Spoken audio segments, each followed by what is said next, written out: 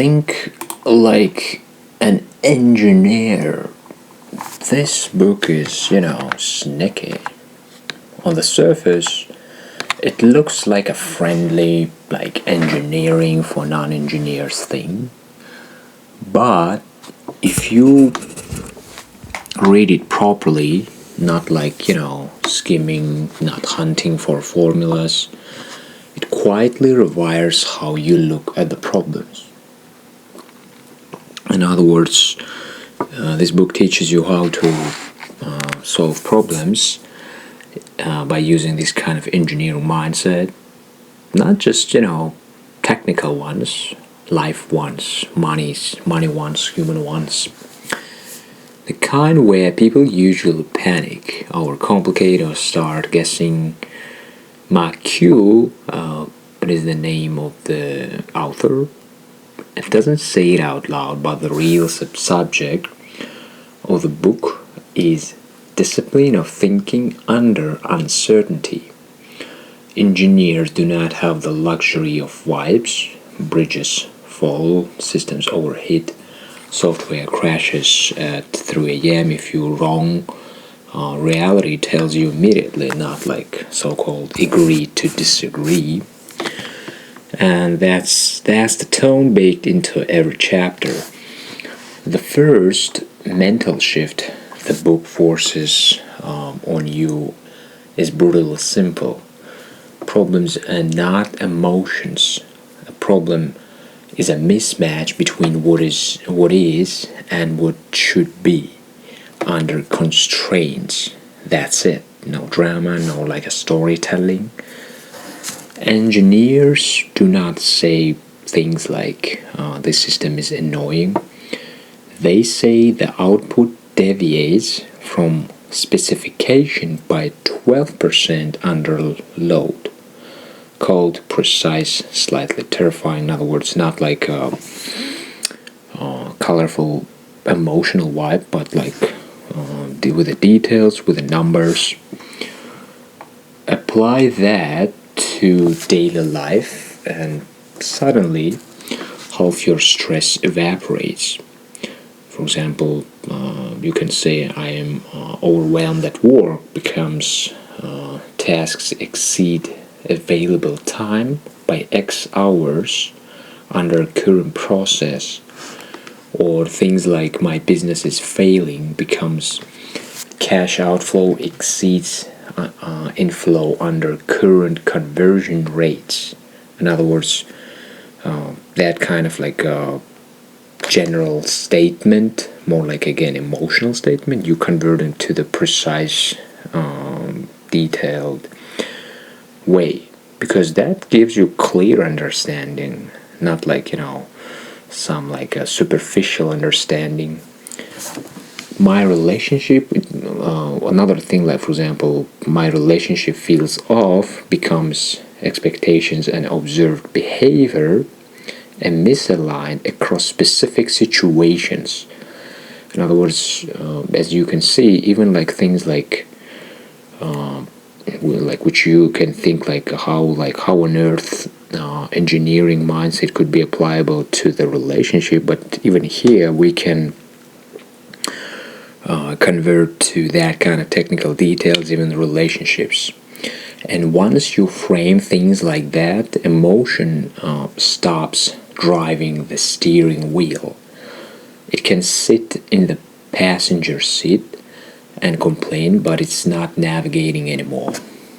An author keeps returning to constraints, and this is where non-engineers usually miss the point. What else? As I said previously, author keeps returning to constraints, and this is where non-engineers usually miss the point. Constraints are not obstacles; they are boundaries, and that define the problem. Time, money, materials, energy, attention. Remove constraints and you don't get freedom, you get nonsense. A bridge with infinite budget is not a better bridge, it's an undefined object. In everyday life, constraints your leverage. Things like I don't have time it's not a dead end. It is a constraint that forces prioritization. In other words, it's not about that you gotta do all things, but it's about doing the most important, like high priority things. Like, what is your main objective? Or another things like, for example, I don't have money forces efficiency, sequencing, or redesign. Or things like I cannot change this person is a constraint that pushes you toward changing inputs, not the system core. In other words, you will never change someone until that person decide to change himself, but you can change that person's behavior by approaching, let's say, in a way which are relevant for his or her personality. In other words, it's not about generally using the same approach to all people, but you gotta approach individual things for this person based on his personality and that kind of things. Engineers don't fight constraints emotionally, they work with them the way a sailor works with wind instead of yelling at it. In other words, don't make sense to fight. You gotta learn to adapt to the situation, to the person. Engineers do not fight constraints emotionally, they work with them the way a sailor works with wind instead of yelling at it, as I mentioned previously. One of the quiet power ideas in the book is the decomposition. Engineers almost never attack a problem whole. That's how you get paralyzed. They break systems into subsystems, so-called breaking problem to the small problems, so you can solve each one better. Not in other words, by breaking big problem to the smaller problem, it gives you opportunity to solve any small problem. And engineers almost never take a problem whole. That, as I said previously, that's how you get paralyzed. They break systems into subsystems until each piece is stupidly manageable. Yeah, that's the good point. That you don't have to be Albert Einstein. It's all about breaking problem to the small things, so each puzzle becomes very easy to handle. Not like a so-called manageable in theory, but manageable with a coffee and a whiteboard. This is where most people lie to themselves. They say I've broken it down, but they haven't. They just renamed the big mess into 5 slightly smaller messes. Real decomposition ends when each part has a clear input, process, and output.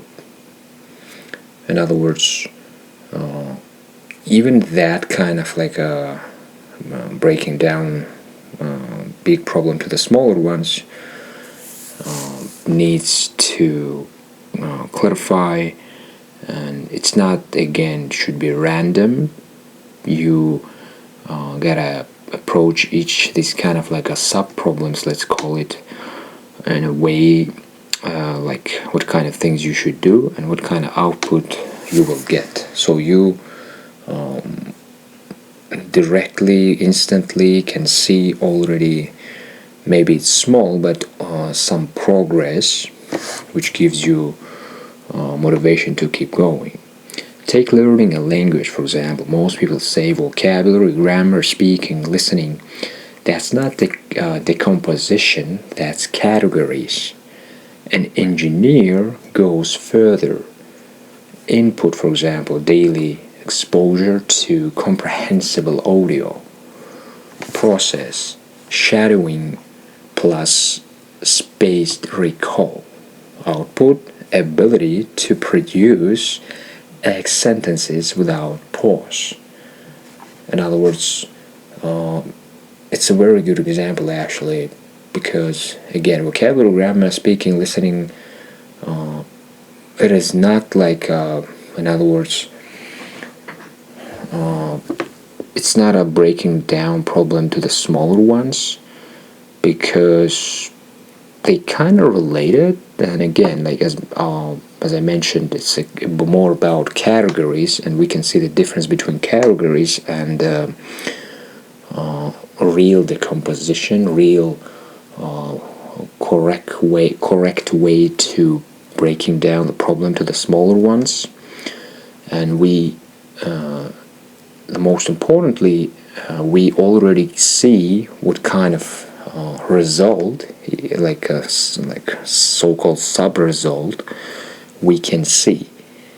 Because when you're saying, let's say that again, like vocabulary, like what kind of like a result you want to get, it's all about being precise in details, not like using some general terms. And now you can debug it if output sucks, either input quality is wrong or process is flawed. Not like I'm bad at languages. Engineers do not allow personality explanations where process explanations exist.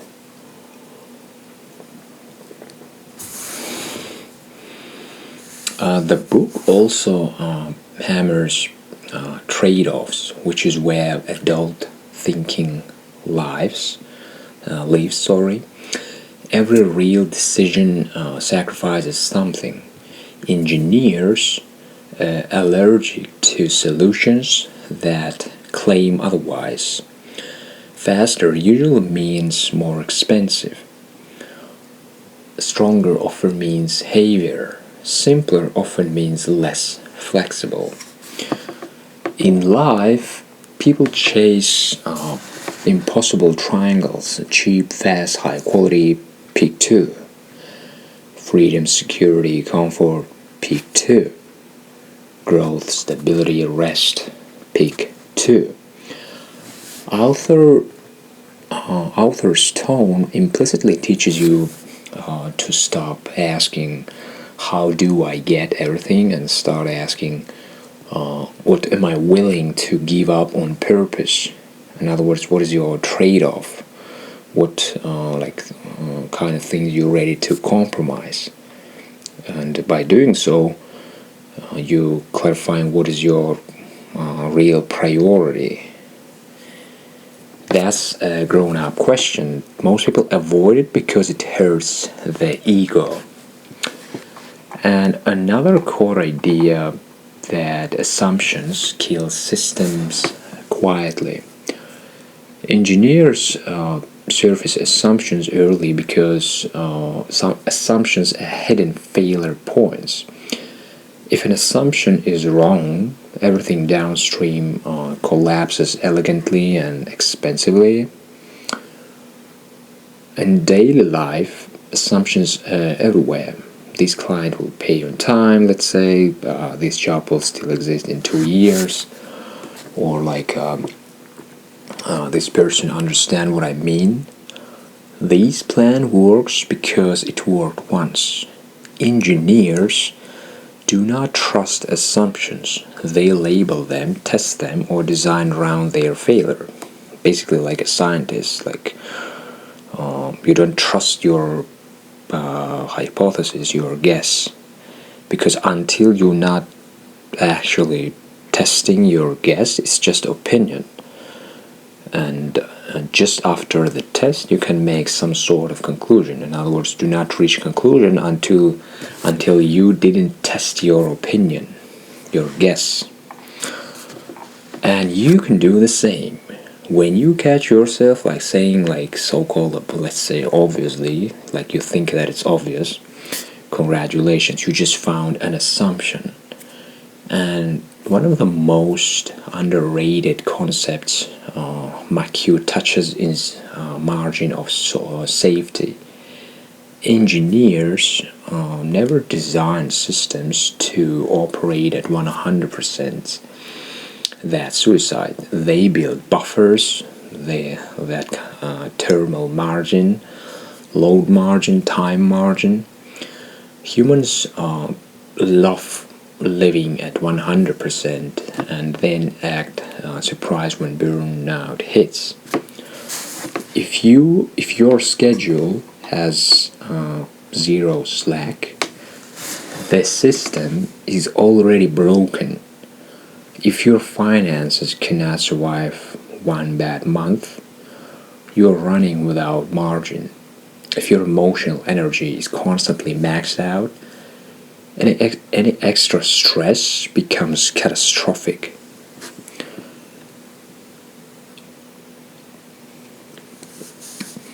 And margin feels inefficient to amateurs. Professionals know it's what keeps things alive. There's also strong undercurrent of feedback loop throughout the book. Engineers live and die by feedback.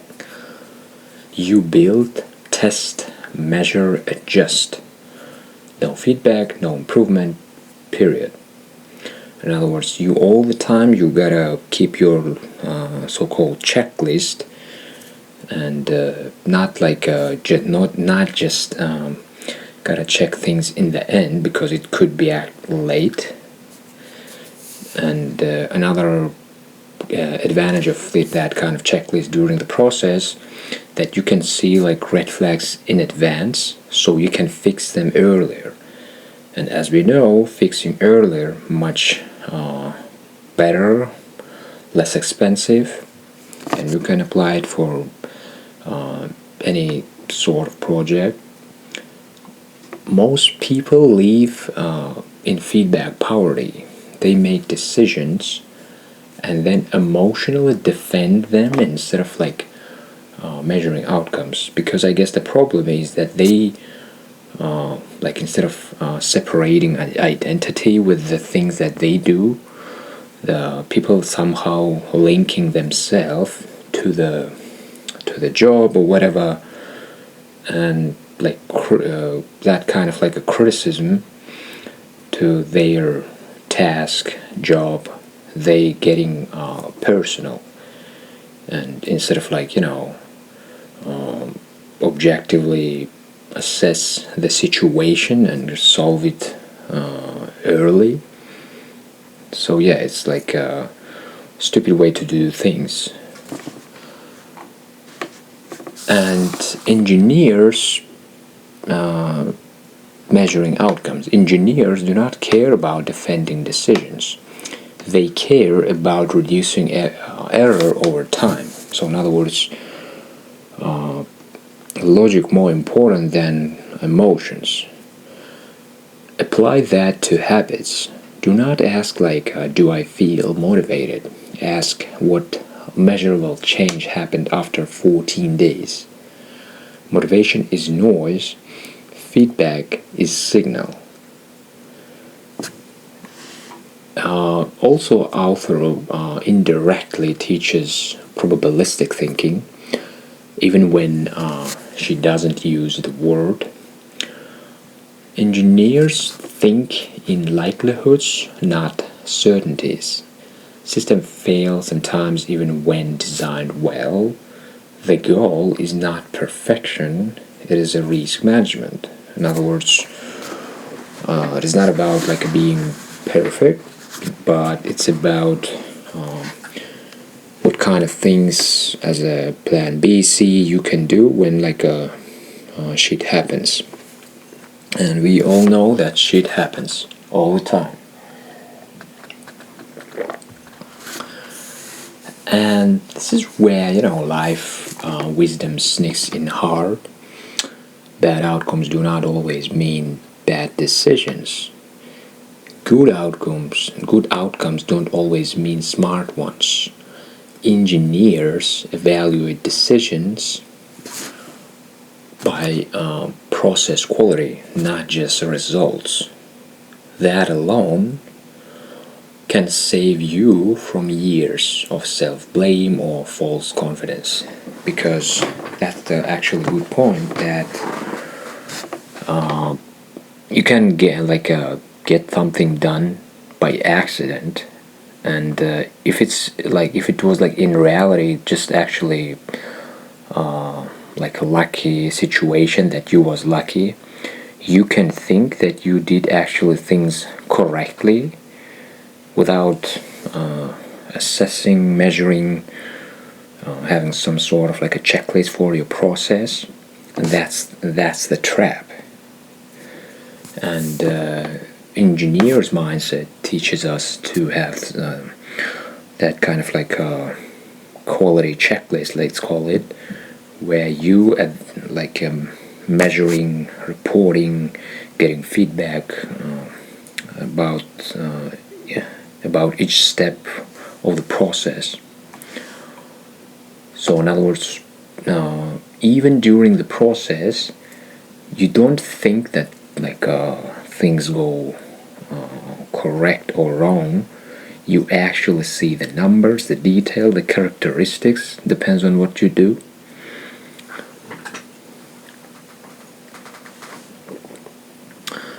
And another thing the book does beautifully is demystify complexity. Complex doesn't mean impossible. It means many interacting parts with non-linear effects. Engineers do not fear complexity, they map it. Yeah, it's like you again and again can see that engineers are really good at breaking down things. They definitely leverage points. They simplify interfaces even when internal stays messy. And people often try to oversimplify life problems and end up lying to themselves. But engineers accept complexity but control it through the structure. And that mindset is gold for business, relationships, learning, anything with humans involved. And what I love most is what the book doesn't do. It doesn't hype, it doesn't promise hacks. It just gives you a clear structure, how you should approach problems. It doesn't sell genius methods. It quietly says, thinking well is a craft. You get better by practicing it, not by feeling inspired. And if you apply even 20% of this mindset, your life starts to feel calmer, not easier, calmer. Because problems stop feeling personal. They become solvable objects, or at least diagnosable ones. Because by again breaking down problems to the very small or not that much small pieces, you realize that you can do the progress today. And even if it's going to be 1%, you already can see that you are doing the progress. Not like you think that there's a progress, but actually seeing the numbers, the details, the output, you can see the progress. And that's the real engineer flex. You don't panic, you don't dramatize, you don't pretend certainty where none exists. You observe, you model, you test, you adjust.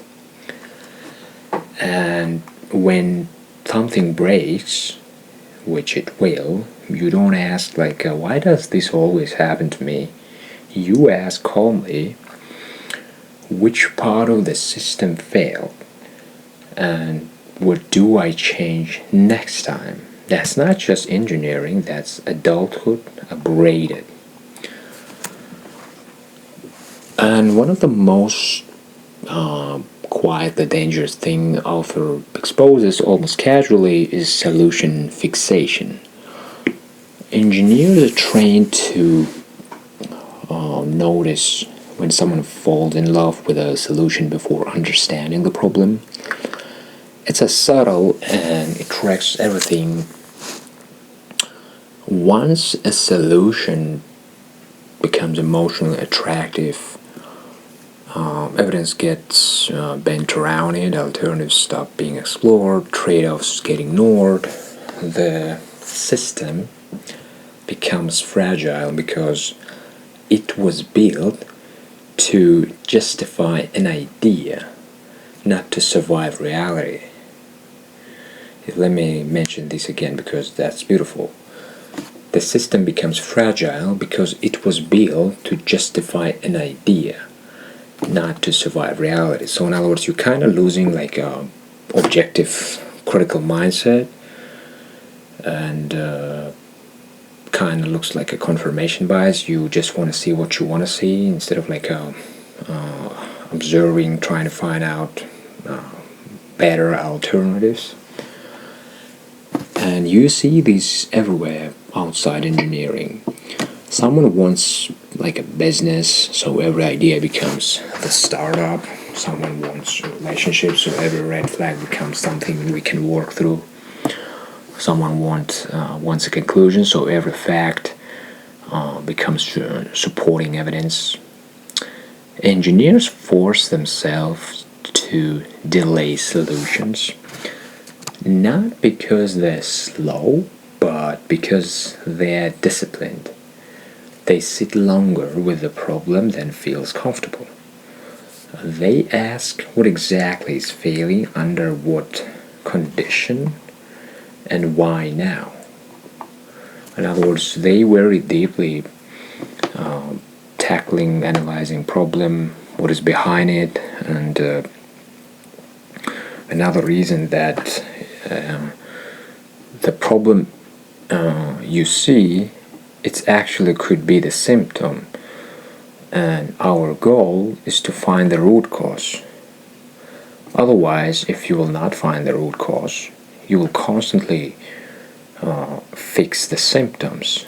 But once you delete that kind of root cause, you're gonna be you don't have to all the time have these kind of problems. Try this in everyday decisions. When your brain jumps to like, I know what to do, pause. That feeling of certainty, that's often ego, not insight. Engineers treat early certainty as a warning light. Another deep layer in the book is how engineers think about inputs versus outputs. People obsess over outcomes while ignoring inputs. Engineers do the opposite. They assume outputs, downstream consequences, not things you control directly. You don't control success, you control systems. You don't control focus, you control environment. You don't control motivation, you control friction. And author's example live in technical systems, but the logic ports perfectly into life. If your output is inconsistent, stop yelling at yourself and inspect inputs. Sleep information quality, interruptions, energy cycles, incentives, those inputs. Output follows whether you believe in it or not. And this is where a lot of so-called self-discipline advisors collapses. Engineers do not rely on a discipline when they can redesign the system. If a machine needs constant babysitting, it's a bad machine. Same with habits. Another point the book reinforces, without making a big motivational speech about it, is a iteration. Engineers expect version 1 to be wrong. That's not pessimism, it's realism. The first version exists to teach you what you don't know yet. People outside engineering often expect version 1 to prove something about them. Intelligence, talent, worth. Engineers do not attach identity to prototypes, they attach curiosity. And if you apply that emotionally, it's liberating. Your first attempt at something is not a verdict, it's a data. If something fails, the correct response is not shame. It's interesting, now we know. In other words, people like to approach any problem in a emotional way. Let me fix it. Not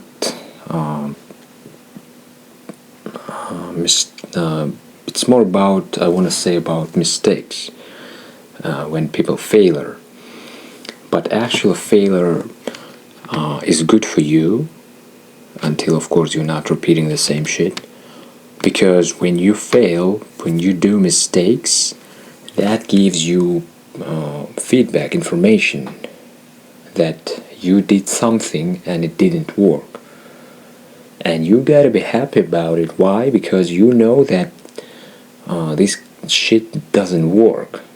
So, don't repeat that shit and try new shit. Author also leans into model thinking. Engineers build simplified representations of reality, knowing full well they are incomplete. A model isn't truth, it's a tool.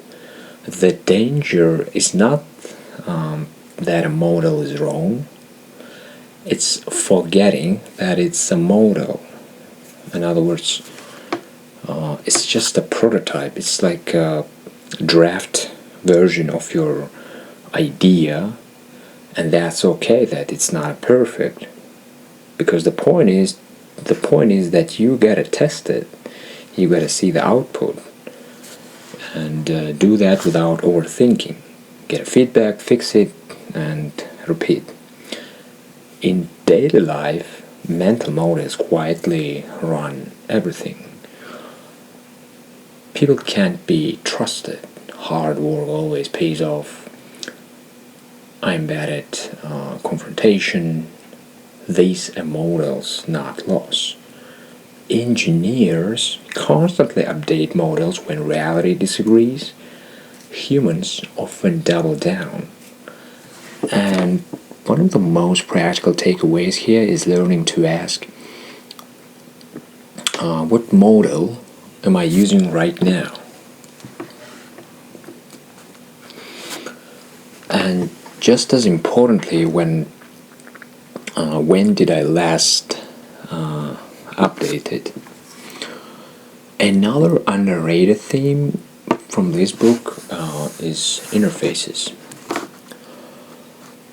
Engineers care obsessively about interfaces, the point where systems interact.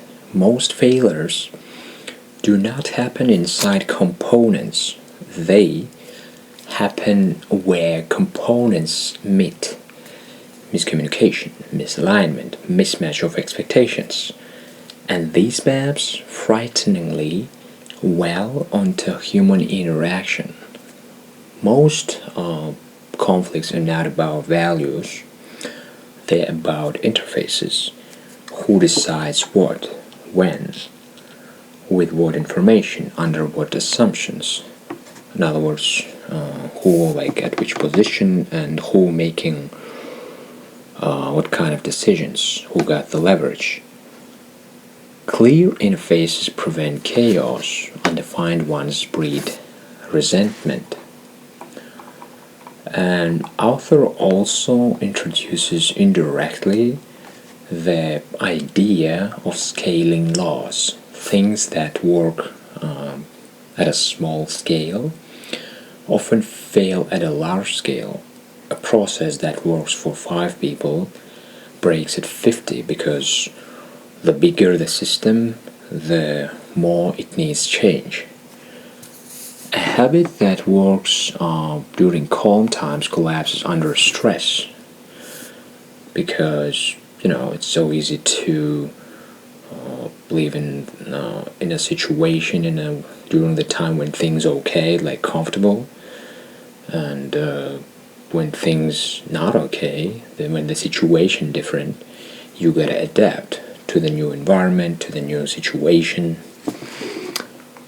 And people constantly underestimate scale effects. This worked once becomes this will always work because people are lazy and they hardly adapt to the new situation. That's why you gotta keep learning all the time and use it. Engineers do not trust that leap. They ask what changes when volume, speed, pressure, or stakes increase. Apply that to life upgrades before scaling anything, workload, commitments, responsibilities. Ask what new failure modes appear at the next level, and that question alone prevents a lot of like a self inflicted disasters. The book also normalizes failure analysis in a way most cultures avoid. Engineers do not hide failures, they dissect them, not to assign blame, to prevent recurrence. Failure without analysis is just a pain, failure with analysis is a tuition. And this is where emotional maturity sneaks in again. Instead of like replaying mistakes as like a self-criticism, replay them as a case studies. What conditions existed, what signals were ignored, what assumption failed. Engineers write this stuff down. Humans usually just stew it in because things become way clearer and easy to see, and it's also like a thing that called cognitive offload. When you're writing things down on a paper, you see the situation way better rather than just like keeping all that shit into your head. Another powerful undercurrent is energy awareness. Engineering systems respect limits. Thermal, mechanical, electrical, humans routinely pretend they don't have any. They wonder why performance degrades. McHugh, author, never turned this into wellness talk, but the implication is clear. Systems push it beyond limits, fail faster, sustainable performance beats heroic bursts. And there's also a quiet lesson about objectivity under pressure. that engineers are trained to make decisions when stakes are high and information is incomplete. Emotional regulation is not a personality trait here, it is a professional requirement. And that does not mean like suppressing emotions, it means not letting it distort signal detection. Because you gotta focus to the signal, not to the noise. Panic narrows perception. Engineers train to widen it under stress. This is insanely applicable in everyday life, because the moment something feels urgent, your thinking quality usually drops. But engineers learn to slow cognition even when time is tight, and counterintuitive but effective. So I guess it was interesting for you. Let me know in comments. Smash the like button, subscribe button. See you next time.